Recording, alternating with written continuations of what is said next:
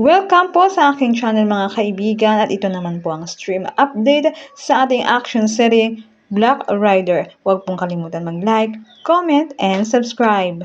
At ito na po ang may tinit na pangyayari na inyong pakatutukan. May isang dalagang naglalakad sa palengke at patungo ito sa pwesto ng Lulosito at para magpaserox dito ng kanyang mga papeles. At natuwa nga itong si Lulosito dahil sa pagbisita ng dalaga sa kanyang pwesto. Habang sinisirox ni Lulosito ang mga papel ay nakwento nga ni Lulosito sa dalagang patungkol doon sa nireto niya. Natawa naman ang dalaga at parang sabik din sa isinasabi ni Lulosito. Habang masaya sila nagkukwentuhan ay may dumating ng mga kalalakihan at patungo ito kay Lulosito at naningil. Pinakaisapan ito ni Lulosito na ngayong araw lamang ang maibibigay niya dahil ilang araw nga itong nagsara dahil nagkasakit ang kanyang apo. Hindi nga nakatiis ang dalaga at sumingit na ito sa usapan at tinanong kung legal ba ang ginagawa nilang paniningil at doon na nga sinabi ng mga kalalakihan na huwag siyang mangialam dahil hindi raw siya taga doon. Umalma pa rin ang dalaga at sinabi niya huwag na raw itong abutan ni Lulosito at isumbong niya raw ito sa mga pulis dahil sa sinabi ng dalaga ay naggalit ang mga naniningil at pinagsisipa ang mga gamit ni Lulosito sa pwesto.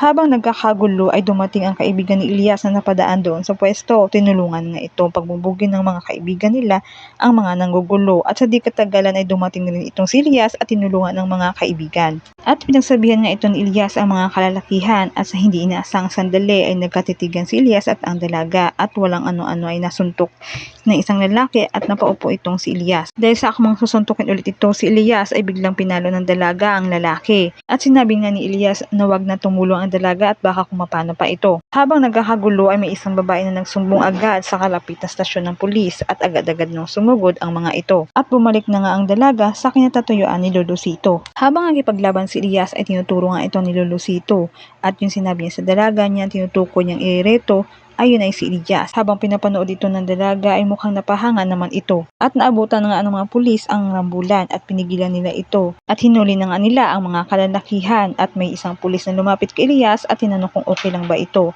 At lumapit na rin sina Lulosito at ang dalaga at nagpasalamat kay Elias. At sa pagkakataon din ngayon muling nagkatitigan ang dalawa. Yan lamang po mga kaibigan at pakakaabangan ang mga susunod na pangyayari dito sa ating stream update sa action seryeng Black Rider. Maraming salamat po sa panonood.